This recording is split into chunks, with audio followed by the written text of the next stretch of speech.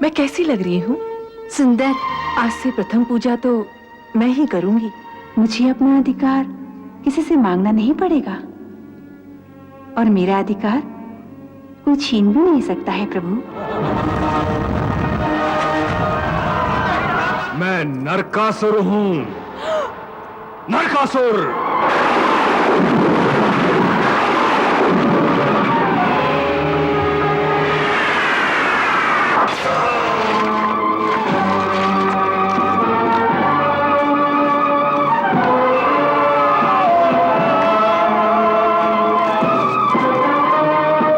जब तक तुम मृत्युलोक में रहोगी, बुढ़ापा तुम्हें स्पर्श भी नहीं करेगा। लो, मेरी ओर से ये भेंट स्वीकार करो। पारिजात के वृक्ष को आपको देवलोक से पृथ्वीलोक पर लाना पड़ेगा मेरे लिए।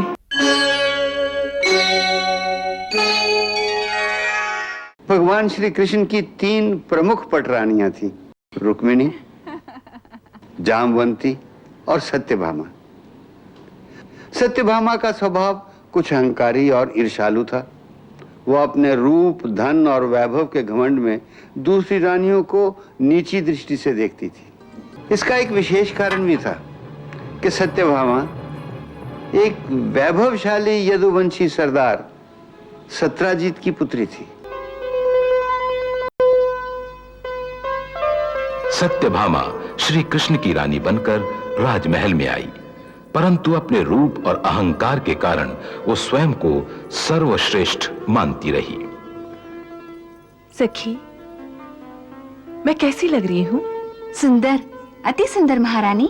आपके इस मनमोहक रूप की बराबरी करने वाला इस द्वारका में और कौन है महारानी?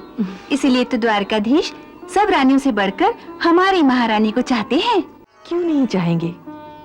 मैं सुंदर हूँ, उनके कुल की हूँ, और द्वारिका में स्वर्ण के अंबार मेरी स्यमंतक मणि के कारण ही लग रहे हैं। ये सब तो सत्य है महारानी, परंतु क्या?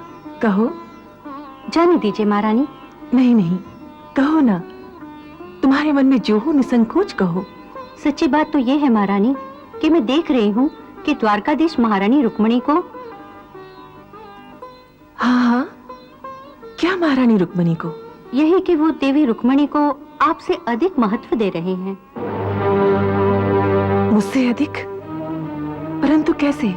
इसी बात से कि वो नित्य देवी रुक्मिणी को अपनी प्रथम पूजा का अधिकार देते हैं। क्या? प्रथम पूजा? हाँ महारानी, मैंने सुना है कि द्वारकाधीश ने इस धरती पर उनके सर्वप्रथम पूजा का अधिकार केवल महारानी रुक्मिणी को ही दे रखा है। इसीलिए वो सूर्योदय से पहले पहले उनके कक्ष में जाती हैं और चुपचाप उनकी पूजा करके चली आती हैं।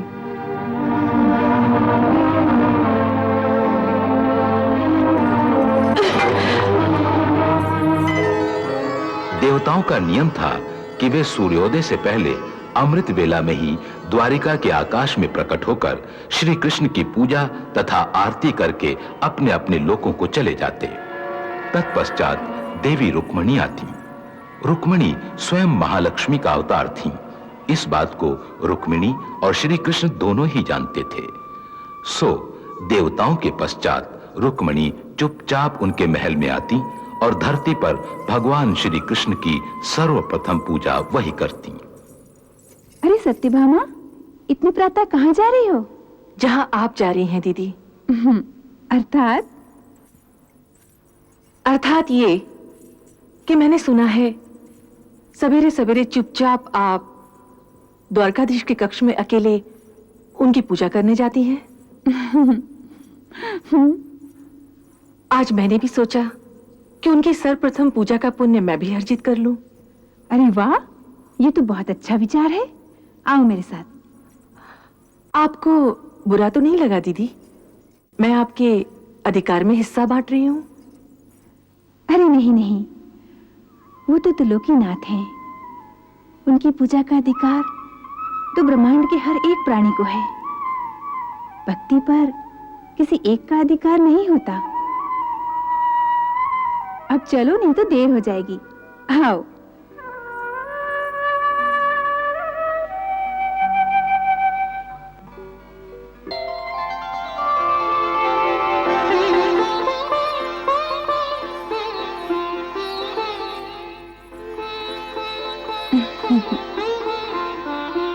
देवी सत्यभामा, आज आप नींद से शीघ्र ही मुक्त हो गई? नहीं वासुदेव, मैं तो यही सोचकर सोई थी कि प्रातःकाल मैं ही सर्वप्रथम आपके दर्शनों का लाभ लूं।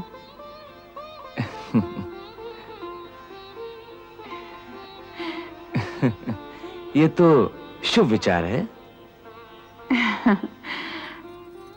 नहीं दीदी, आज से प्रथम पूजा तो मैं ही करूंगी।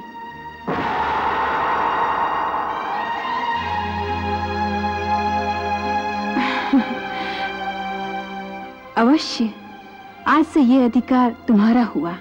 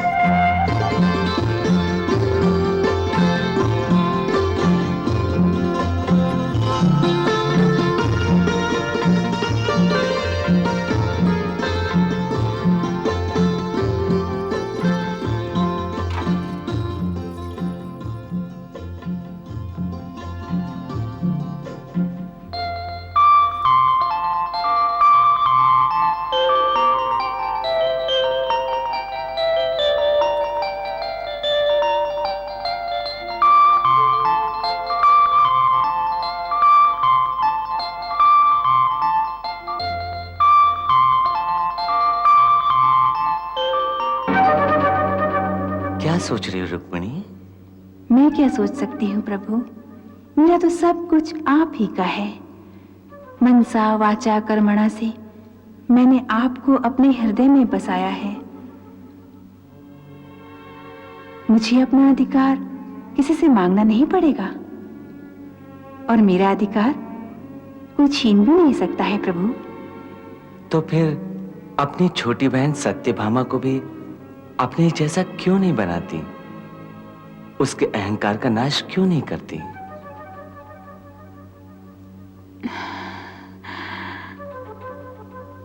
अपने प्रियजनों को अहंकार से मुक्त करके उन्हें ज्ञान के मार्ग तक पहुंचाने का उत्तरदायित्व आपका ही है प्रभु। नारायण नारायण, प्रभु बढ़ गई एक और जिम्मेदारी। नारायण नारायण।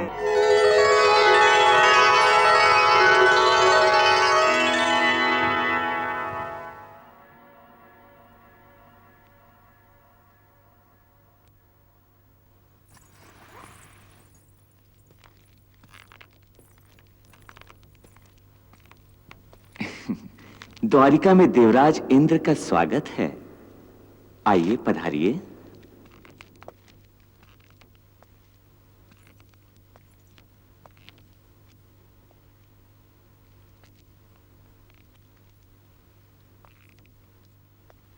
आसन ग्रहण कीजिए। अब बताएं देवराज, किस कारण यहां आने का कष्ट उठाया? मेरे योग्य कोई सेवा? सेवा नहीं, एक प्रार्थना है।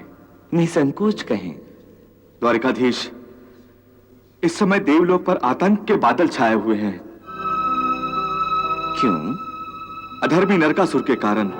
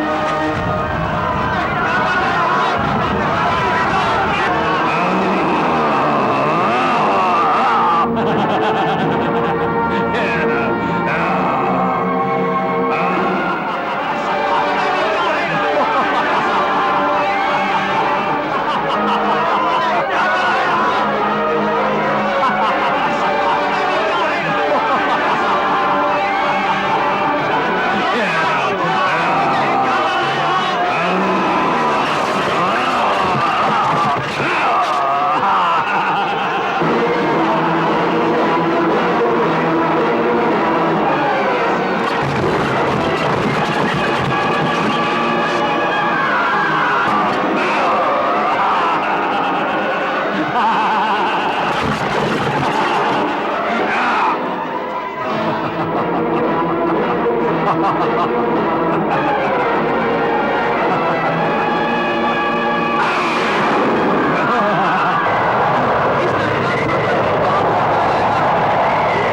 उत्पाद तो बढ़ता ही जा रहा है।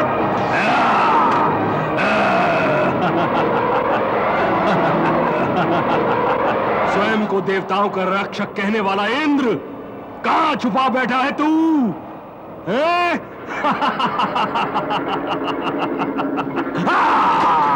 नरकासुर से हमारी रक्षा करो देवराज, रक्षा करो, रक्षा करो देवराज, रक्षा करो, रक्षा करो, रक्षा करो, रक्षा करो, रक्षा करो।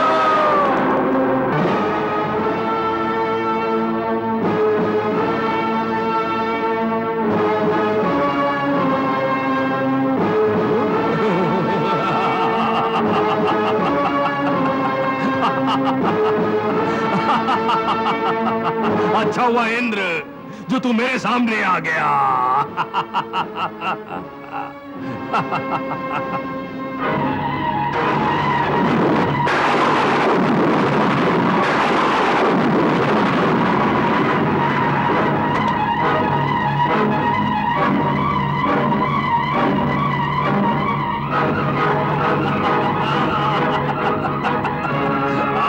जाओ।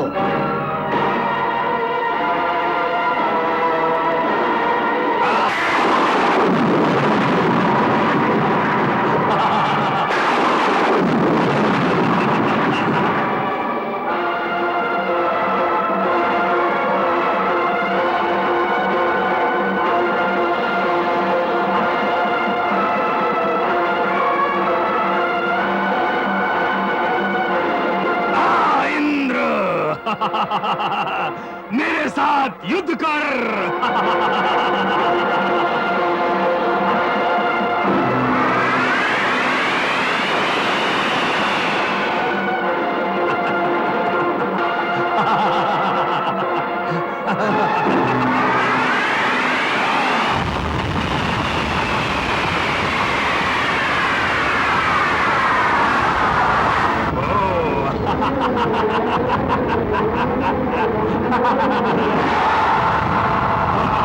भाग गया इंद्र, डर के भाग गया।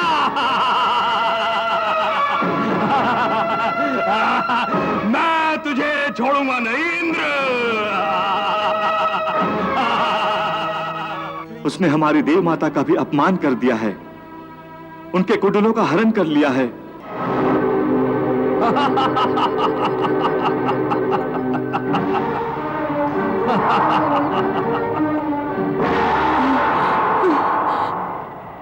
लगता है तुम इंद्र की माता अदिति हो। हाँ, परंतु तुम कौन हो जो इस प्रकार धृष्टता से बिना आज्ञा लिए देव माता के कक्ष में आ गए हो? मैं नरकासुर हूं। नरकासुर। मुझसे युद्ध में परास्त होकर न जाने कहां छुप गया है वो। मैं यहां उसे ही ढूंढता फिर रहा हूं। हाँ, इतने सुंदर कुंडल।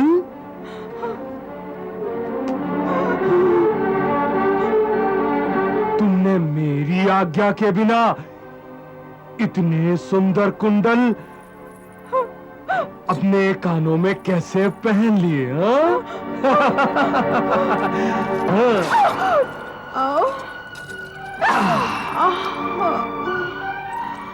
अब इन्हें मैं अपने कानों में धारण करूंगा।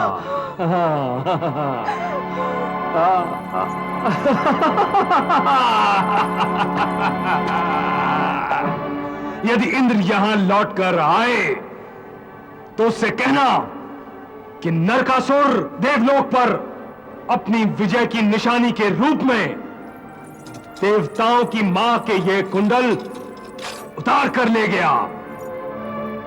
यदि इंद्र एवं अन्य देवताओं की भुजा में शक्ति है तो मुझे युद्ध में परास्त कर अपनी मां के ये कुंडल वापस ले जाएं। हाँ।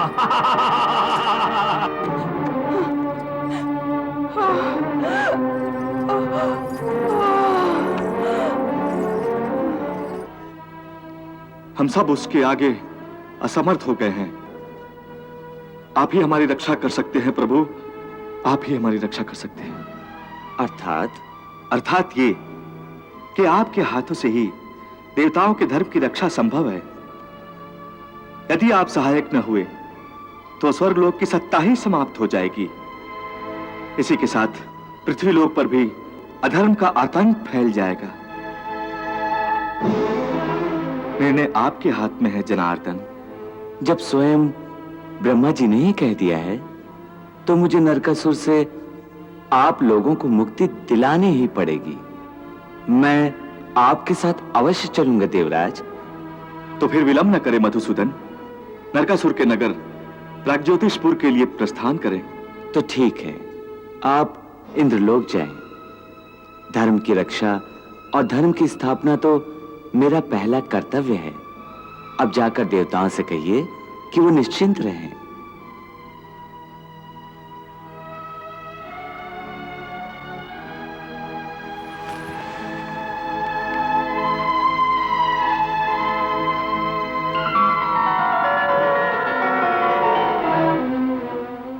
तो आप जा रहे हैं द्वारकाधीश?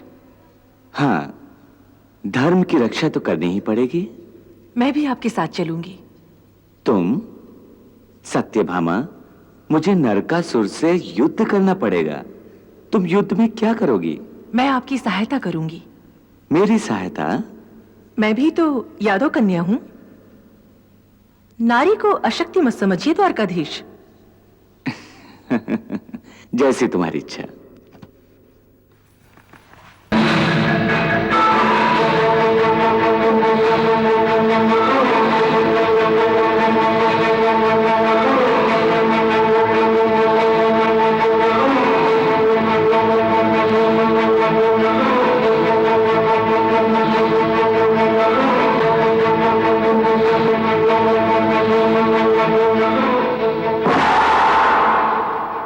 सत्यभामा,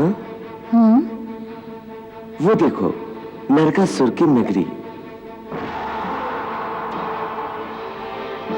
पक्षीराज, नरकासुर के इस प्राग्ज्योतिषपुर नगर को हमारे आगमन की सूचना दो।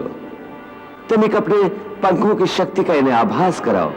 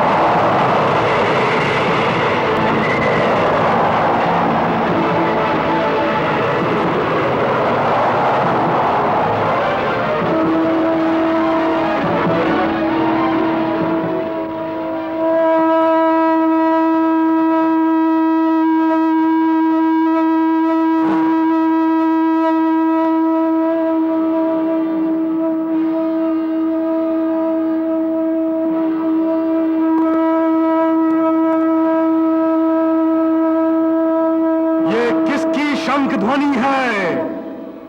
कौन मुझे युद्ध के लिए ललकार रहा है? किसकी मृत्यु से घसीटकर मेरे नगर में ले आई है? नायक! जी स्वामी। जाओ देखो कौन अपने प्राणों की आहुति देने के लिए मेरे नगर में आ गया है। उसे उसकी इस धृष्टता का दंड दो, मृत्युदंड। जो आज्ञा।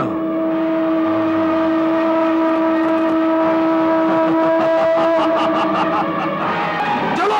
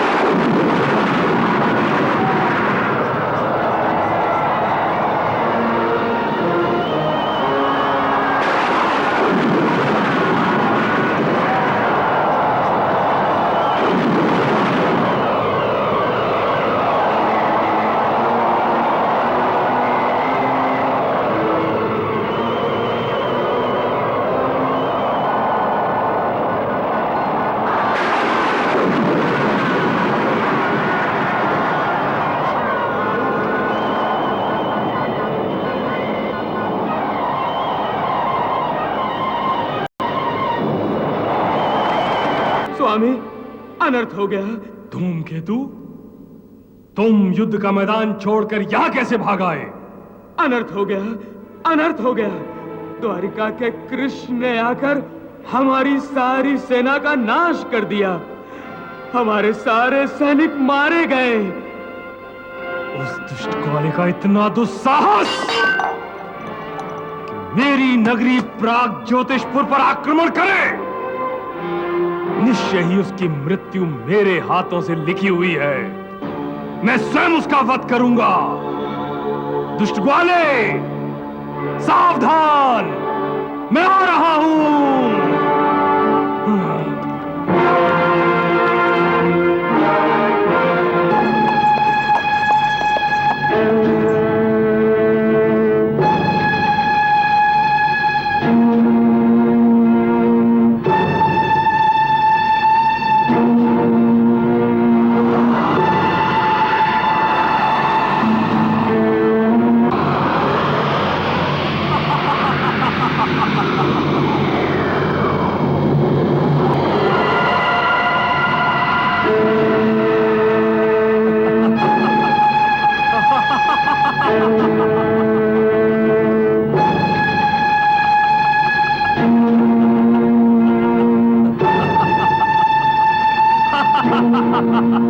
मूर्ख कृष्ण, तू किसके बल के सहारे नरकासुर को चुनौतियां दे रहा है? क्या तू जानता नहीं कि देवताओं का राजा इंद्र भी मेरी भुजाओं के बल से थर्राकर भाग चुका है? हाँ, मैं ये जानता हूं। क्या तुझे अपने प्राणों का भय नहीं, जो अपनी भार्या के साथ अपने प्राणों की आहुति देने के लिए मेरी नगरी में आ गया है? भयभीत तो वो होते हैं जिन्हें कोई मोह सताता है नरकासुर। हाँ, तेरा यह अट्टहास स्वयं बताता है कि तू डर रहा है। डर? और मुझे? क्या तू ये नहीं जानता कि स्वर्ग लोक के देवता भी मेरे नाम से थर थर कांपते हैं? जो लोग स्वयं अपनी प्रशंसा अपने मुख से करते हैं, वे निश्चय भय के शिकार होते हैं। ये देख मेरे कानों के कुंडल, इनमें स्वर्गलोक के देवताओं का संपूर्ण सम्मान गिरवी रखा हुआ है। ये जानता हूं मैं। तो फिर तूने अकारण मेरी सेना का वध क्यों किया? अकारण नहीं, ये सब तुम्हारे अधर्म में तुम्हारे साथी थे। मैं जो कुछ भी करता हूं वही धर्म है। तू किस अधर्म की बात कर रहा है ग्वाले? तूने देव माता अदिति के कुंडल छीने, वो अधर्म था।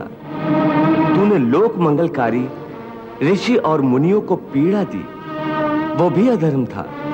तूने पितामह ब्रह्मा जी के वरदान का असत प्रयोग किया, वो भी अधर्म था। तेरे लिए अधर्म हो सकता है ग्वाले, परंतु मैंने तुझे कहा ना कि मैं जो कुछ भी करता हूं वही धर्म है।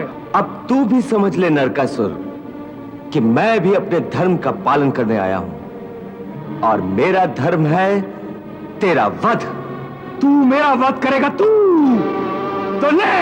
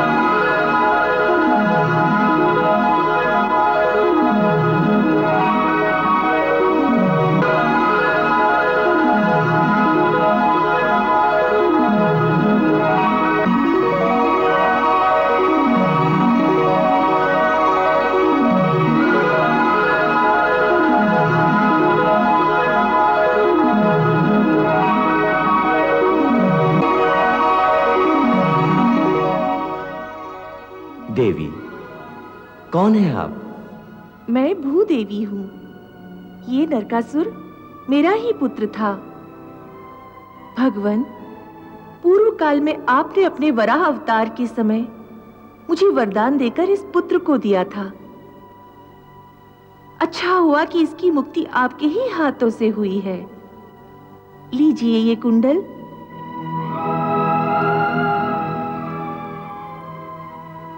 इन्हें देव माता अदिति को भेंट कर दीजिए।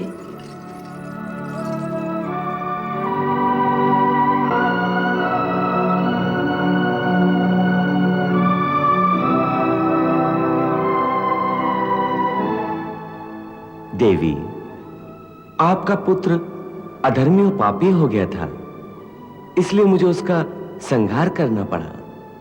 निश्चय ही आप मेरे ऊपर पापों का भार कम करने के लिए ही तो आए हैं प्रभु। पुत्र यदि पापी हो जाए, अधर्म करे, दूसरों को सताए, तो वो एक माँ के लिए भी भार बन जाता है। इसलिए मुझे नरकासुर के वध का दुख नहीं है।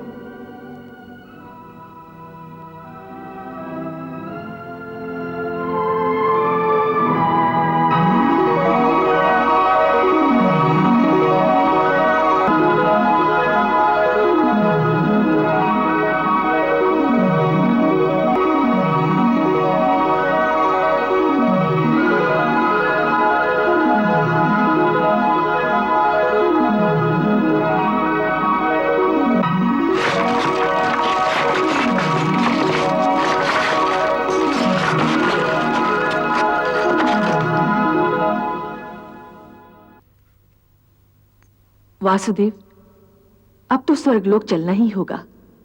निश्चय ही। हमें देव माता अदिति के ये कुंडल जो लौटाने हैं, इन कुंडलों में देवताओं का सम्मान छुपा हुआ है। हमें उन्हें फिर से प्रतिष्ठित करना है।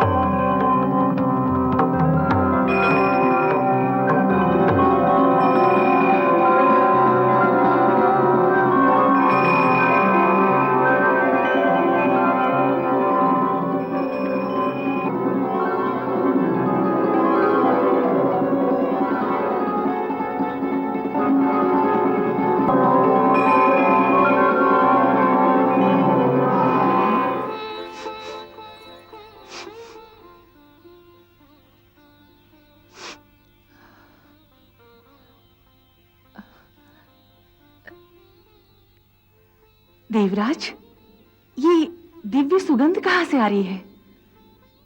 इसने मेरे शरीर को रोमांचित कर दिया है। मेरी सारी थकान चली गई।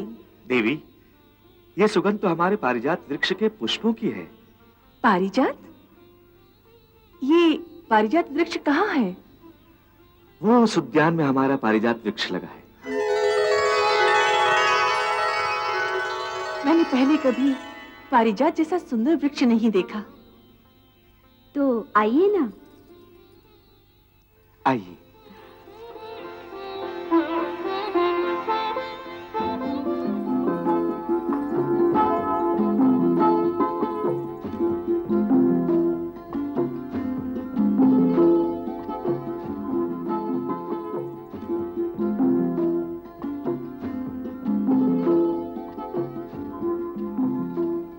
सत्यभामा, हम देवताओं को इसी पारिजात ने चिरयौवन की शक्ति प्रदान की है। इन्हीं फूलों के कारण हमारी आयु कभी क्षीण नहीं होती। हम सदैव जवान रहते हैं।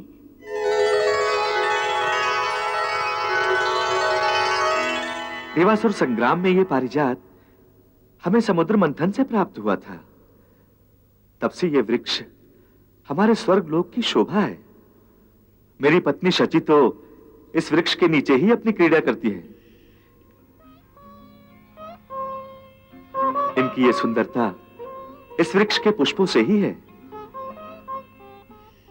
देवराज, यदि ये सत्य है तो ये पारिजात निश्चय ही चिर यौवन की औषधि है, परंतु आप देवता लोग इसका अकेले अकेले ही लाभ क्यों उठा रहे हैं?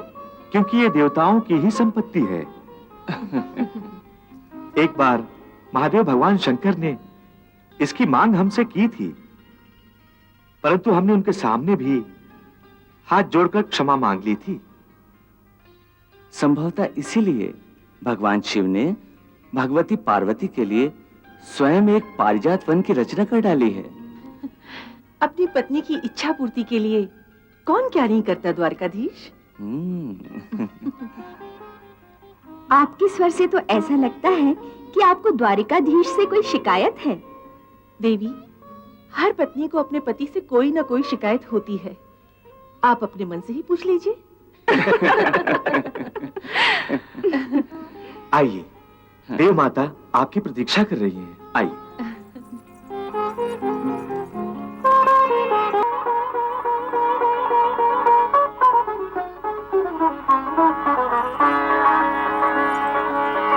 प्रणाम देव माता। प्रणाम देव माता। आयुष्मान भव। पुत्र कृष्ण, माता के कक्ष में तुम्हारा स्वागत है। मैं प्रतीक्षा ही कर रही थी। ये तो मेरा सौभाग्य है देव माता। द्वारिकाधीश, तुमने नरकासुर का वध करके देवताओं के सम्मान की रक्षा की है। ये तो मेरा धर्म था। नरकासुर के साथ युद्ध में तो सत्यभामा भी मेरी सहायक रही है। तो मैं अपनी बहू सत्यभामा की भी आभारी हूँ। इसमें आभार की क्या बात है? ये तो मेरा धर्म था देव माता।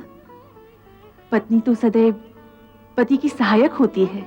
यही तो तुम्हारी पति परायणता का लक्षण है। एक पत्नी को सदा छाया बनकर अपने पति का साथ देना ही उसका धर्म है।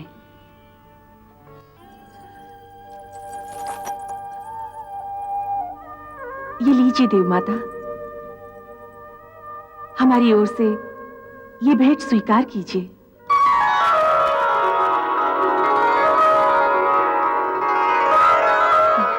आपके ये कुंडल जो नरकासुर छीन कर ले गया था, द्वारकाधीश उस पापी से वापस ले आए हैं।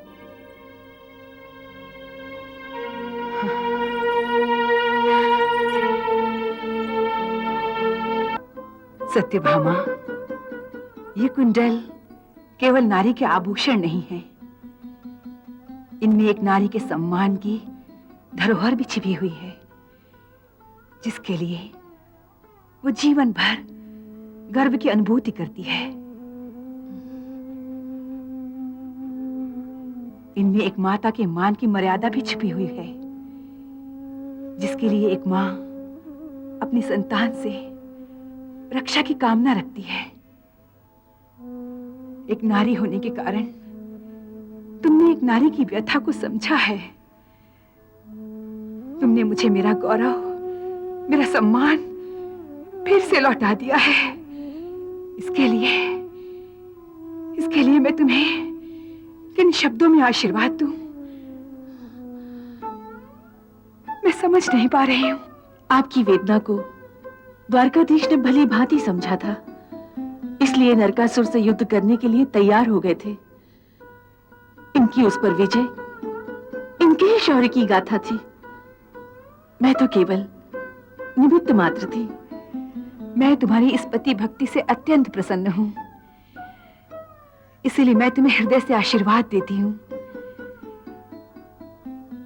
कि तुम देवलोक की देवांगनाओं की तरह अक्षय यौवन की स्वामिनी बनोगी।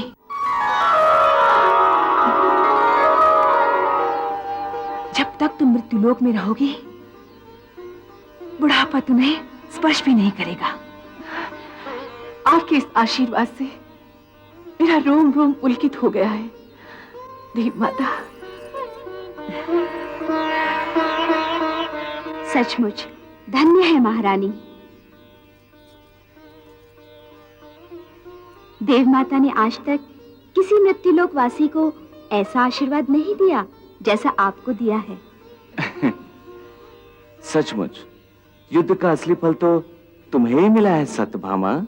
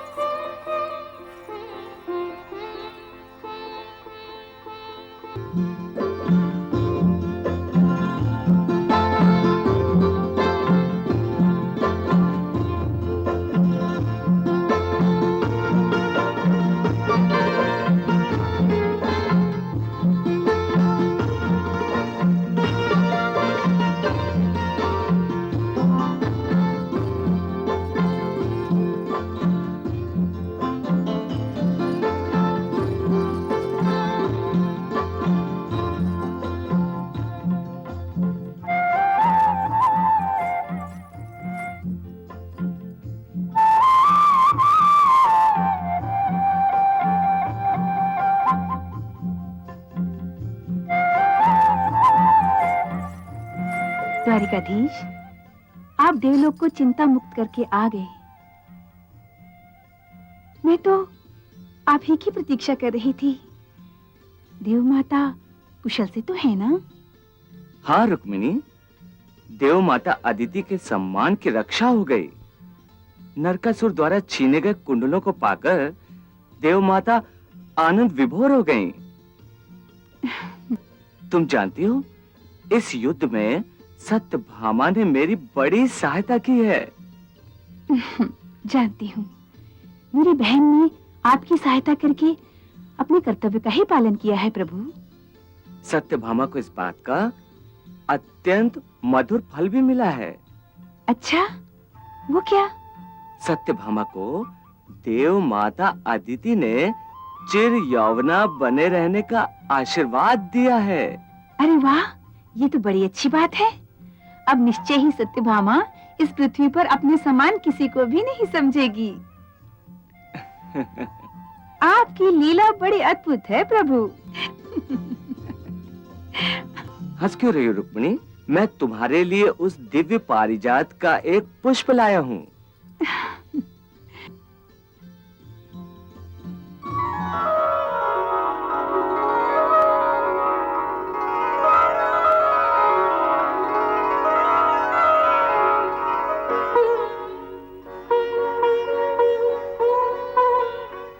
जिसके कारण चिर यौवन की प्राप्ति होती है। लो, मेरी ओर से ये भेंट स्वीकार करो।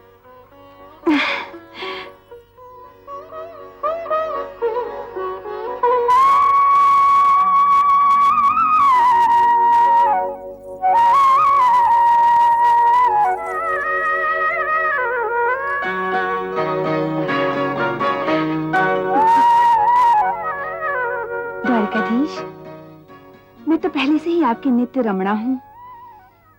मुझे चिरयौवना होने की क्या आवश्यकता है? फिर भी आपने देवलोक से आते समय मेरा जो इतना ध्यान रखा, उसके लिए मैं आपको नतमस्तक होकर आपकी दी हुई भेंट स्वीकार करती हूँ और इस बात का गर्व करती हूँ कि सत्यभामा के साथ रहते हुए भी आपने मुझे स्मरण रखा। परंतु एक बात बताइए द्वारिकाधीश, कि मेरे पास ये पारिजात का पुष्प देखकर मेरी छोटी बहन सत्यभामा पर क्या प्रतिक्रिया होगी, ये कभी सोचा है आपने? आपने मुझे ये पारिजात का पुष्प देकर मुझे भी सत्यभामा के सामने स्पर्धा में खड़ा कर दिया है। वैसे भी सत्यभामा का अहंकार कुछ कम था क्या? हम तो उस दिन उसके अहंकार को नष्ट करने की बात कर रहे थे, परंतु आपने ये सब लीला रचाकर उसके अहंकार को और भी बढ़ावा दे दिया है प्रभु। परंतु मेरे बारे में तो तुम सब कुछ जानती हो रुक्मिणी। हाँ, और मैं ये भी जानती हूँ कि आप किसी के अहंकार का हरण करने से पहले उसके अहंकार की चित्त वृत्ति को उसकी परिसीमा तक ले जाते हैं और फिर उसके अहंकार का हरण करते हैं, क्यों, ठीक है ना? सत्यभामा तो पृथ्वी तत्व से जन्मी है। चिर यौवना होने के वरदान से उसके पांव तो धरती पर ही नहीं पड़ रहे होंगे। वो तो खुशी से पागल हो रही होगी।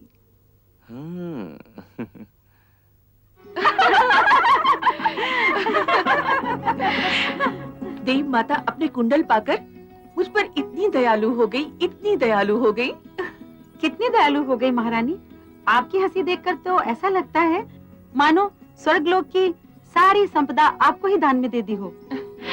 बात ही ऐसी है सखी, उन्होंने मुझे आशीर्वाद दिया था और उस आशीर्वाद के सामने स्वर्गलोक की संपदा भी तुच्छ है। ऐसा भी क्या आशीर्वाद दिया उन्होंने आपको महारानी? जो इस पृथ्वी लोक की किसी भी नारी को प्राप्त नहीं हुआ। इस समय संसार की सारी नारियां मेरे सामने छोटी पड़ गई हैं। हमें भी तो बताइए, हमें भी तो अपनी इस खुशी में सम्मिलित कीजिए ना।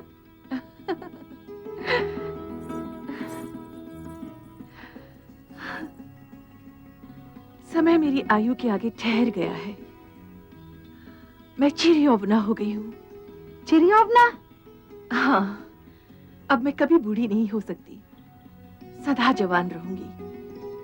संसार की किसी भी स्त्री को अपने रूप और सौंदर्य को स्थिर रखने का सौभाग्य प्राप्त नहीं हुआ मेरे अतिरिक्त। नारायण नारायण नारायण नारायण नारायण नारायण।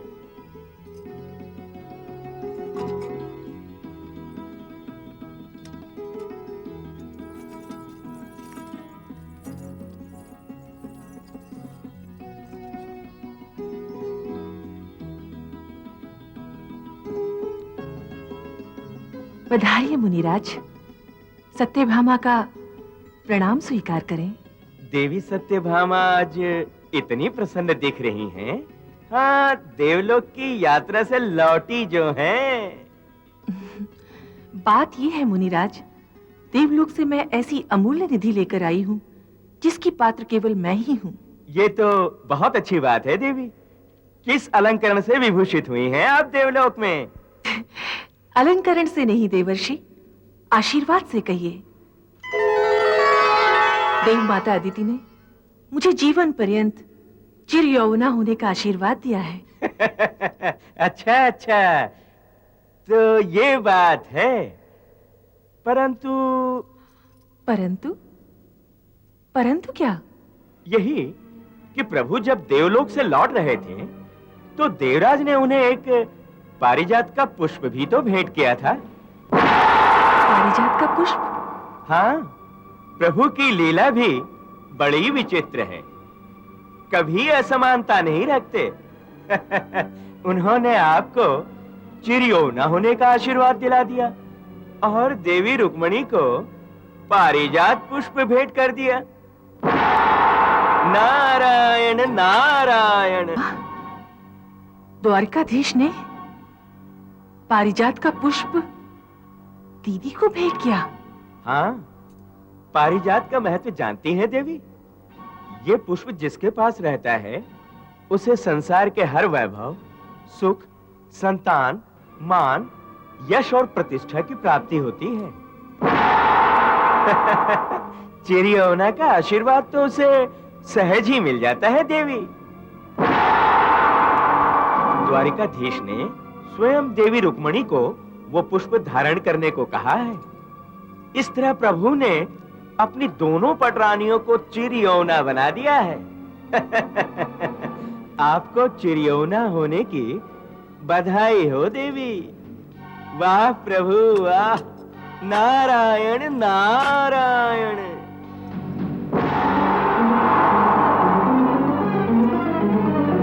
नारायण नारायण।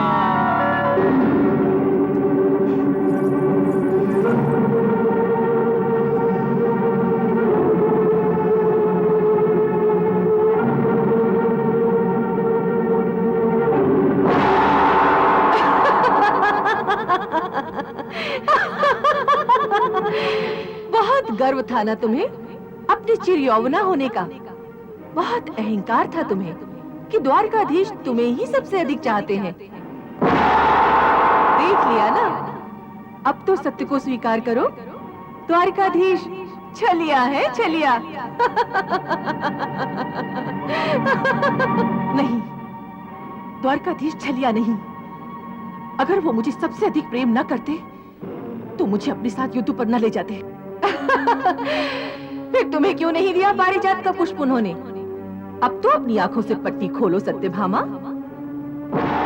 वो सबसे अधिक रुक्मणी को ही चाहते हैं, तुम्हें नहीं। नहीं, ये सब झूठ है। मैं तुम्हारी बातों में नहीं आ सकती। वो मुझे सबसे ज्यादा चाहते हैं। इसका क्या प्रमाण है? कैसे सिद्ध करोगे तुम? करूंगी, अवश्य सिद्ध करूंगी।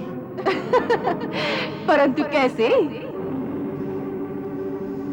उन्होंने रुक्मणी को तो एक ही फूल दिया है, और मैं उनसे पारिजात का वृक्ष ही पृथ्वी पर लेकर रहूंगी।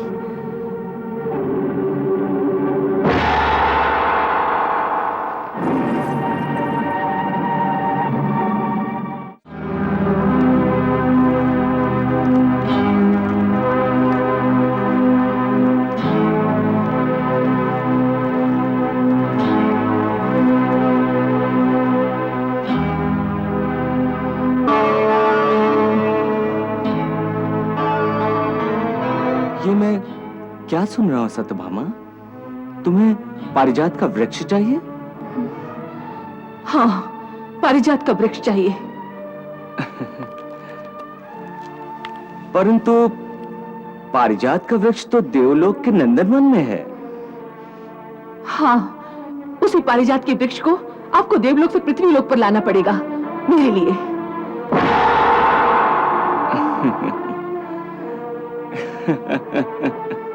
सत्यभामा,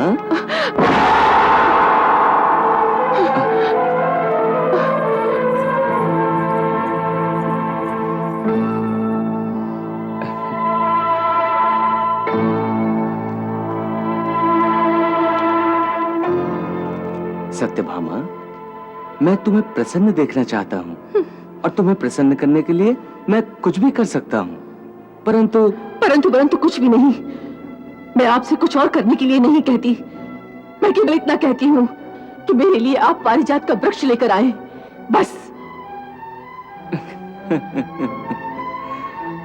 आपकी इस मधुर मुस्कान का कोई प्रभाव नहीं पड़ने वाला है। मैं आपकी मीठी मीठी बातों में आने वाली नहीं। मैं जान गई हूँ कि आपने मेरे साथ अन्याय किया है। अन्याय? मैंने तुम्हारे साथ अन्याय किया है सत्यभामा? हाँ द्वारकाधीश, हाँ, आपने मेरे साथ अन्याय ही नहीं, छल कपट भी किया है। छल कपट? और वो भी तुमसे? देखिए वासुदेव, मुझे और अधिक न चढ़ाइए। कहीं क्रोध में आकर मैं ऐसा वैसा न कह दूं। अच्छा, तो अब बताओ कि मुझे करना क्या है? यही कि पारिजात का वृक्ष लाकर मुझे, और केवल मुझे ही भेंट करना होगा। देवलोक में तो आपने मुझे वो पुष्प नहीं भेंट किया था, और चोरी चोरी वही पुष्प लाकर यहाँ रुक्मणी दीदी को भेंट कर दिया। इसका अर्थ तो यही हुआ ना कि आप दीदी रुक्मणी को ही सबसे अधिक चाहते हैं। ये तुम्हारा भ्रम है सत्यभामा। ये भ्रम नहीं है द्वारकाधीश, अब मेरी आंखें खुल गई हैं। मैं ही पागल थी जो सदा ये सोचा करती थी कि मैं ही वासुदेव के सबसे निकट हूं। मैं ही सोचा करती थी कि जितना मैं वासुदेव को चाहती हूं, दूसरा कोई और चाह ही नहीं सकता। परंतु सत्यभामा, परंतु कुछ नहीं वासुदेव।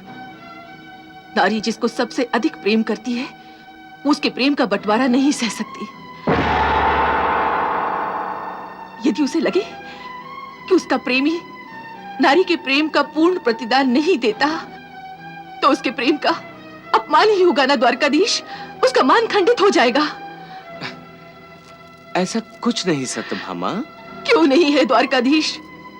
मैं गर्व से सबके सामने कहती थी कि मैं ही वासुदेव की प्रिय पत्नी हूं। इसीलिए वो मुझे अपने साथ युद्ध पर लेकर गए थे। और आज ये महल की दीवारें, ये खिड़कियां, ये सब आराम और सुख के साधन मेरा मुंह चढ़ाते हैं, मुझ पर हंसते हैं और कहते हैं कि मैं वासुदेव की प्रिया नहीं हूं। मैं वासुदेव की प्रिया नहीं हूं। मैं वासुदेव की प्रिया नहीं हूं।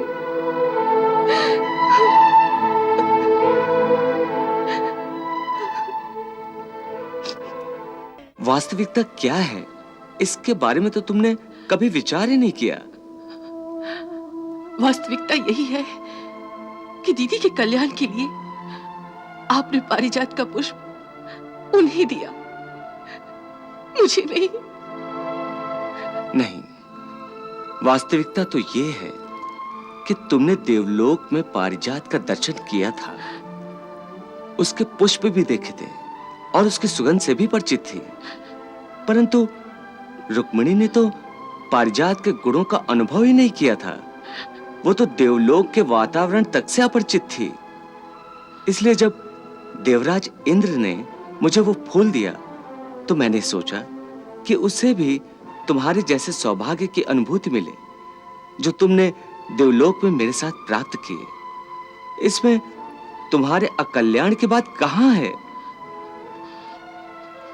इसमें यदि तुम्हें अपना अपमान लगता है तो मैं तुम्हारे लिए देवलोक से सारे पारिजात के पुष्प लाकर तुम्हें दे सकता हूं। अब मुझे पारिजात के पुष्प नहीं चाहिए, मुझे पारिजात का वृक्ष ही चाहिए। वासुदेव, यदि आप मुझसे प्रेम करते हैं तो मुझे पारिजात का वृक्ष ही लाकर दीजिए। मैंने उसकी छाया में पुण्य व्रत करने का संकल्प किया है, अन्यथा मुझे आज्ञा दीजिए। मैं तपस्या करने जाना चाहती हूँ। यदि तुमने पुण्य व्रत करने का संकल्प कर लिया है तो निसंदेह मैं देवलोक से पारिजात का वृक्ष लाकर तुम्हारे उद्यान में रोपित कर दूंगा। अब तो प्रसन्न हो जाओ सत्यभामा। सचमुच सचमुच आप मेरे लिए ये पारिजात का वृक्ष लाएंगे? निसंदेह।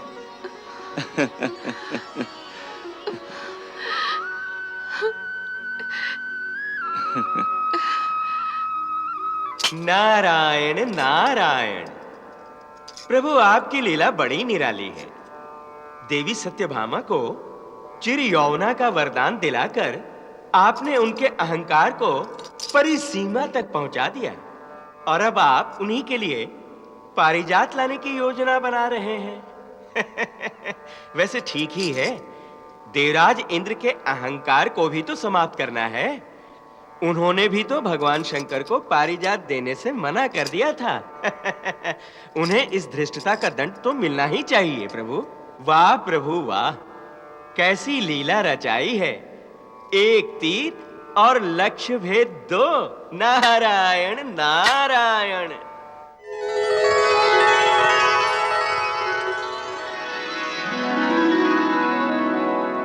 नारायण नारायण नारायण नारायण।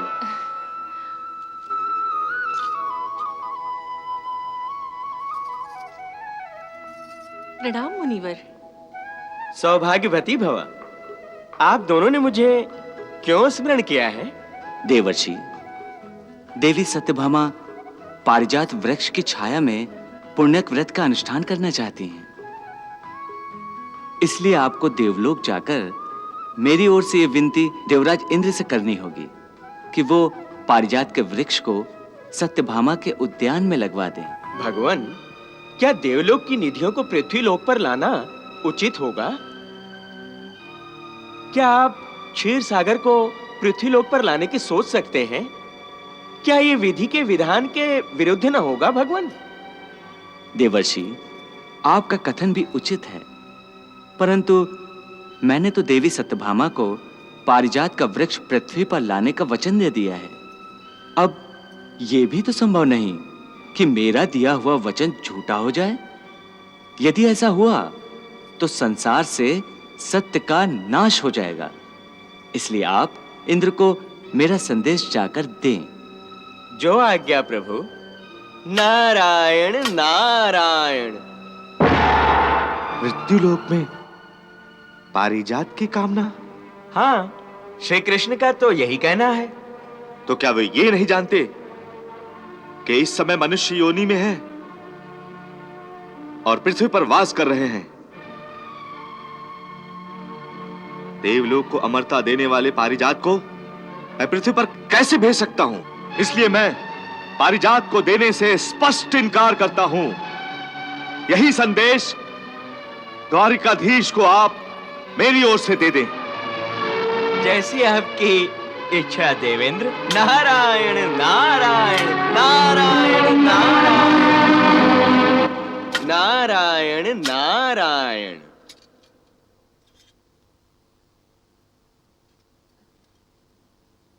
कहिए मुनिराज, क्या कहा देवराज इंद्र ने? पारिजात पृथ्वी पर आ रहा है ना? नहीं प्रभु, देवराज इंद्र ने तो पारिजात पृथ्वी पर भेजने से स्पष्ट इनकार कर दिया। क्या?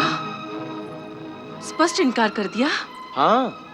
अच्छा, तो क्या देवेंद्र ये भूल गए कि स्वर्ग लोक के सम्मान की रक्षा के लिए मैंने अपना धर्म समझकर नरकासुर से देवलोक की रक्षा की थी, और अब वो पारिजात देने से इनकार कर रहे हैं?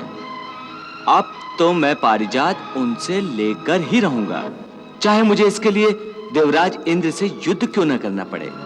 युद्ध? तो क्या द्वारकाधीश हमें युद्ध करने का आमंत्रण दे रहे हैं? यदि ऐसा है तो हम पारिजात की रक्षा के लिए युद्ध के लिए भी तैयार हैं। ठीक है देवर्षि, यदि देवेंद्र युद्ध के लिए तैयार हैं तो युद्ध अवश्य होगा।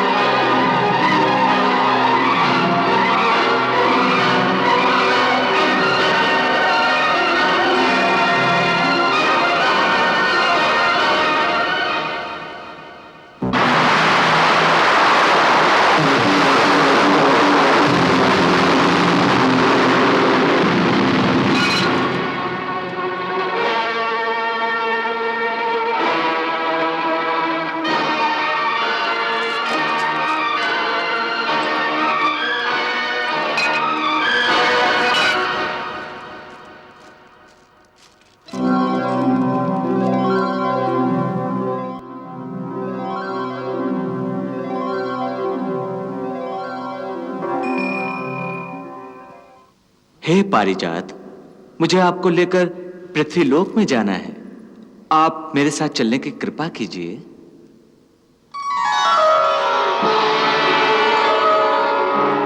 ठहरिए द्वारिकाधीश।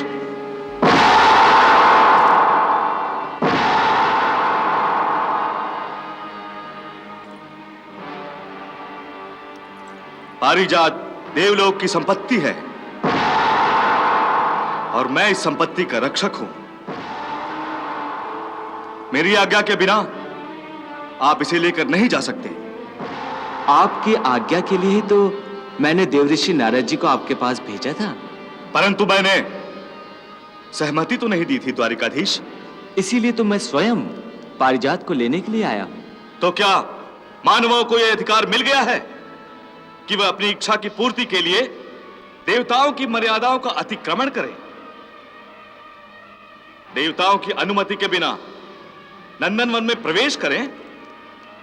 अपनी प्रतिज्ञा की पूर्ति के लिए किया गया आचरण किसी भी मर्यादा का अतिक्रमण नहीं कहा जाता देवेंद्र,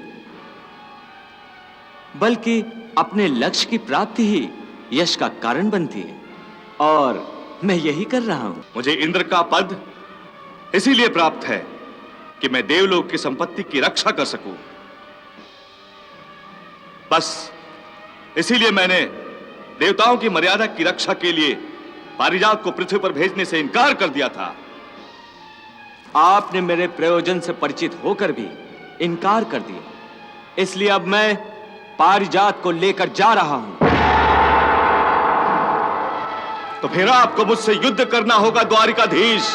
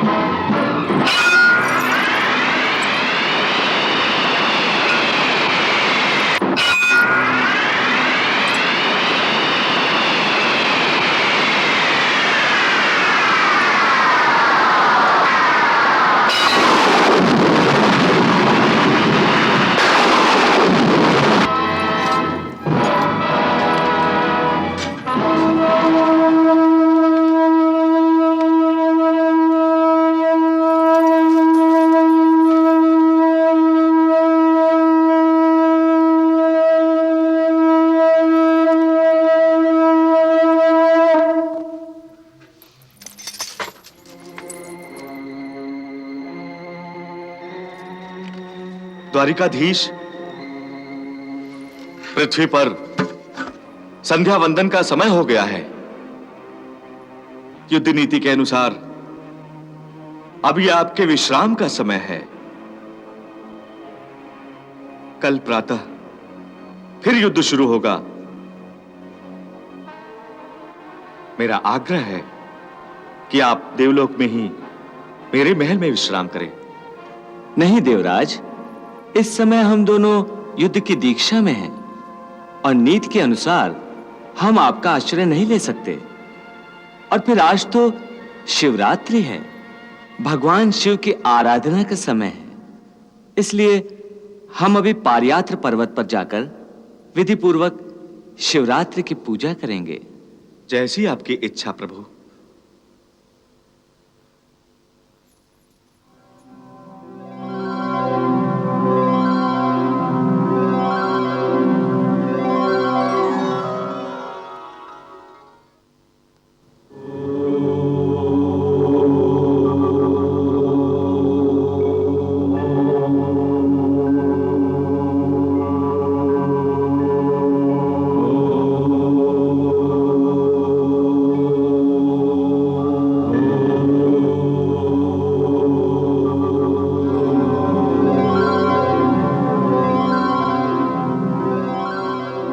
हे देवादिदेव महादेव, आज शिवरात्रि है और मेरे मन में आपके दर्शनों की बड़ी तीव्र लालसा है। कृपया मुझे अपने दर्शन दें।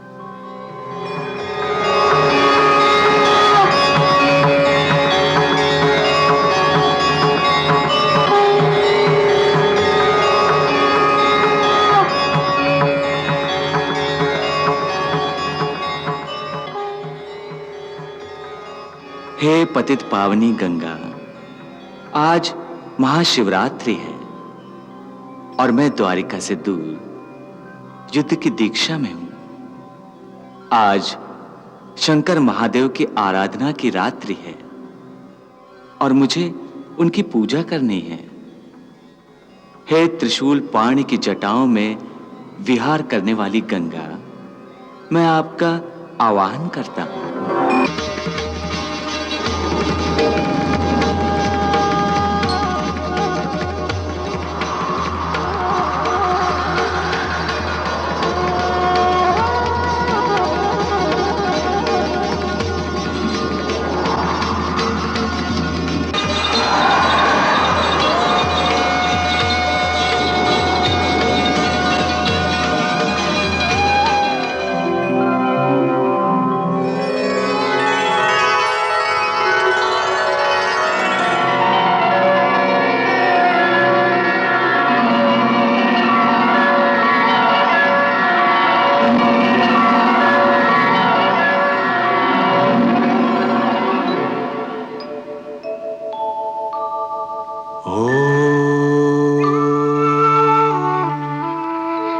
नमः शिवाय।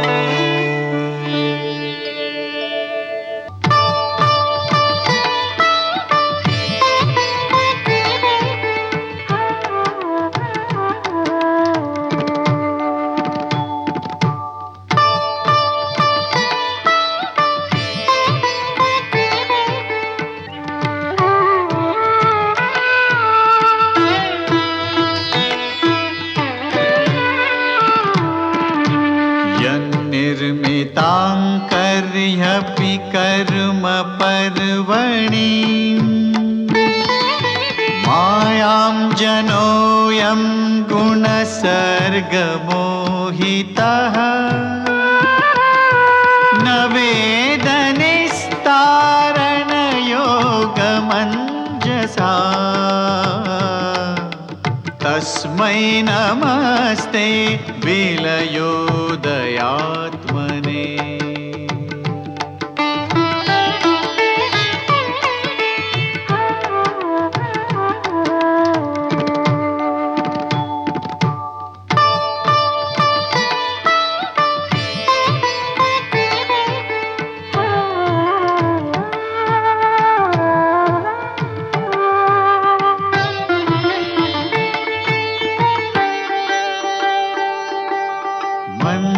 मंदारमाला कलितालकायै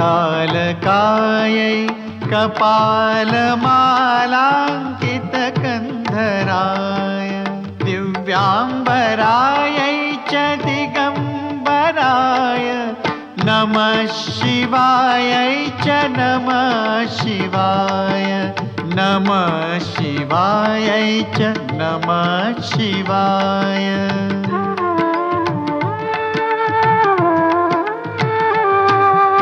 अम्भोधर श्यामलकुन्तलायै तडित्प्रभाताम्रजटाधराय निरीश्वरायै निखिलेश्वराय नमः शिवायै च नमः शिवाय नमः शिवायै च नमः शिवाय।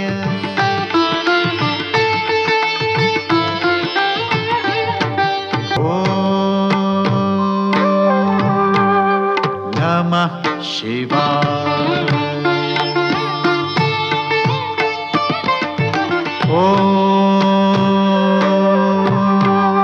नमः शिवाय।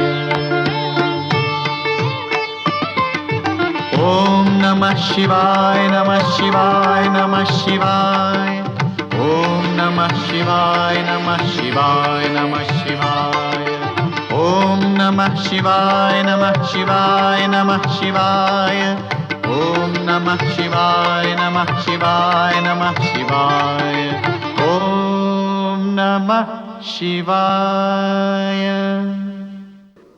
मैं प्रसन्न हूं। आपने मेरे प्रिय स्तोत्र से मेरा आह्वान किया है। जिस पर्वत पर स्वयं भगवान वासुदेव ने मेरी आराधना की है, उस पर्वत पर मेरा रूप विल्वेश्वर के नाम से जाना जाएगा। आपने जिस स्तोत्र से मुझे पुकारा है, भविष्य में जो भी इस स्तोत्र से मेरी पूजा करेगा, उस पर मैं प्रसन्न रहूंगा। और जो इस जलधारा में स्नान करेगा, उसे गंगा स्नान का पुण्य प्राप्त होगा। बोलिए प्रभु, मेरे योग्य क्या सेवा है? भगवान, आप तो मेरे इष्ट हैं। आपसे सेवा नहीं, मुझे आशीर्वाद चाहिए। स्वयं को छोटा मानकर दूसरों को सम्मान देते हैं, यही आपके हृदय की विशालता का परिचायक है। आप इंद्र पर घातक वार नहीं कर रहे हैं। मुझे तो ऐसा लग रहा है आप उसकी रक्षा कर रहे हैं वासुदेव।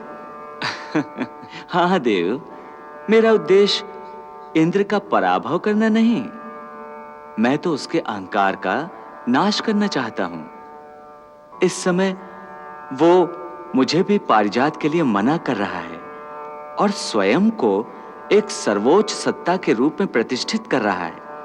बस मैं उसके इसी अहंकार को तोड़कर पारिजात का वृक्ष पृथ्वी लोक पर ले जाना चाहता हूं। उसी के लिए आशीर्वाद दीजिए। अवश्य, कल आप पारिजात के साथ ही पृथ्वीलोक में जाएंगे वासुदेव।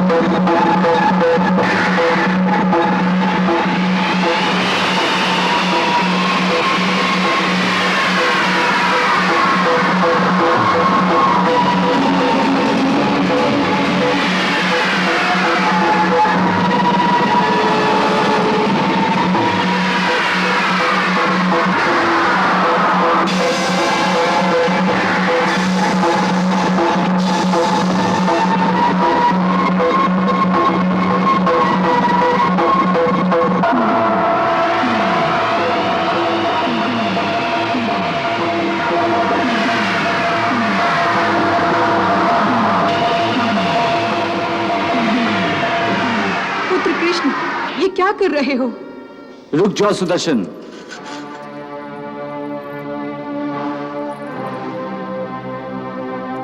प्रणाम देव माता।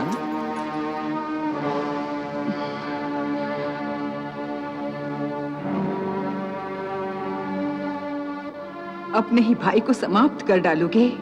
क्या तुम्हें याद दिलाने की आवश्यकता है कि वामन अवतार के समय मैंने ही तुम्हें जन्म दिया था? अरे इंद्र के पराभव से तो इंद्र के पद का सम्मान ही नष्ट हो जाएगा। कृष्ण, ये युद्ध रोक दो। जो आज्ञा देव माता।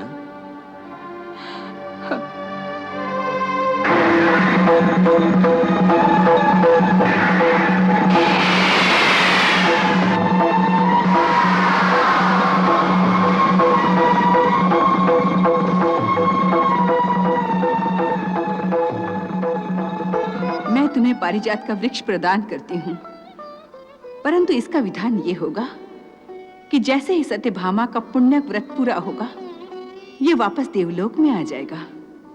आपकी आज्ञा शिरोधार्य है देव माता। मुझे क्षमा करो द्वारकाधीश, क्षमा करो प्रभु। लो देवराज, मैं आपका वज्र वापस लौटाता हूं।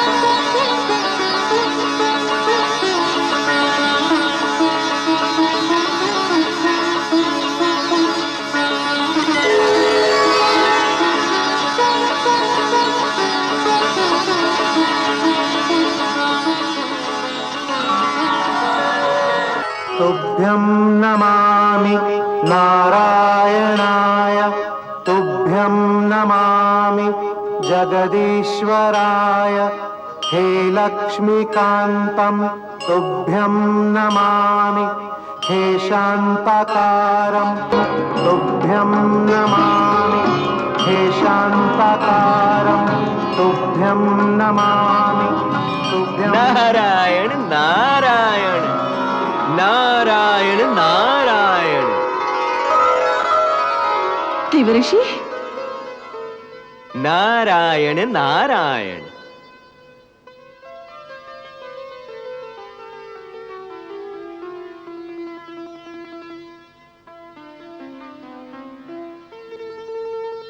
सत्यभामा का प्रणाम स्वीकार करें मुनिवर। सौभाग्यवती भव। आइए, आसन ग्रहण कीजिए। कहिए ऋषिराज, ये दासी आपकी क्या सेवा कर सकती है? देवी सत्यभामा, हम तो आपको बधाई देने आए हैं। किस बात की? आपके पतिदेव ने देवराज इंद्र से पारिजात प्राप्त कर लिया है और अब वे उस दिव्य वृक्ष को लेकर द्वारका की ओर ही चले आ रहे हैं। सच देवर्षि? हाँ देवी। इंद्र ने वो पारिजात का वृक्ष उन्हें दे दिया? अपनी इच्छा से तो नहीं, परंतु उन्हें देना पड़ा। अर्थात? अर्थात यह कि भगवान श्री कृष्ण को इंद्र के साथ युद्ध करना पड़ा। बड़ा भीषण युद्ध हुआ और एक समय तो ऐसा आया जब लगा कि भगवान श्री कृष्ण को शायद देवराज की हत्या भी करनी पड़े। फिर? नारायण नारायण। तब देव माता अदिति ने दोनों के बीच प्रकट होकर युद्ध को रोक दिया। फिर क्या?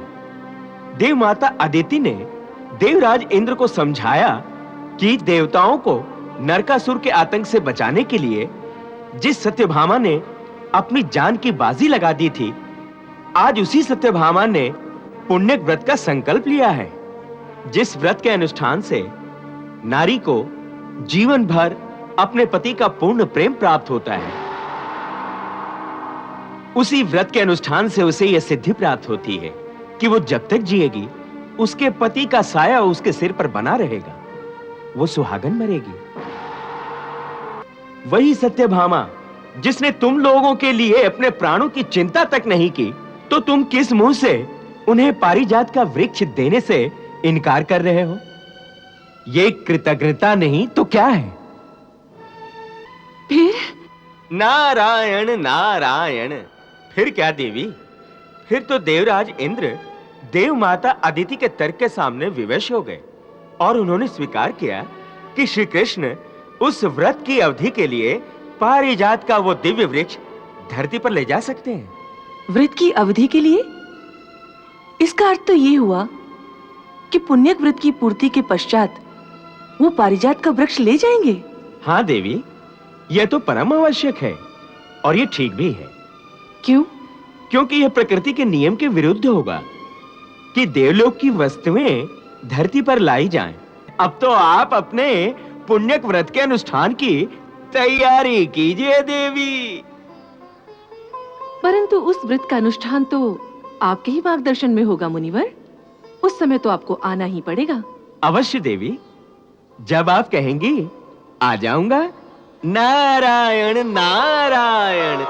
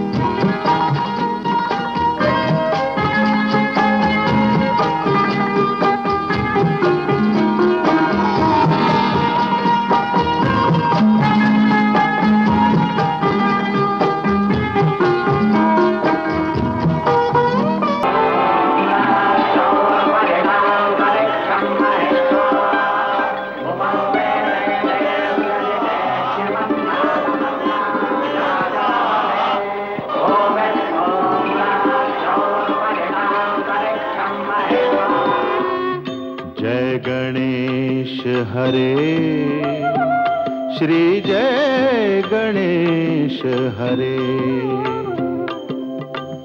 जय गणेश हरे, श्री जय गणेश हरे, जय गणेश हरे, श्री जय गणेश हरे। वक्रतुंड महाकाय सूर्यकोटि समप्रभ निर्विघ्नं कुरु मे देव सर्वकार्येषु सर्वदा। जय गणेश हरे, जय गणेश हरे, श्री जय गणेश हरे, जय गणेश हरे, जय गणेश, श्री जय गणेश हरे, जय गणेश हरे, श्री जय गणेश हरे, श्री जय गणेश हरे, श्री जय गणेश हरे।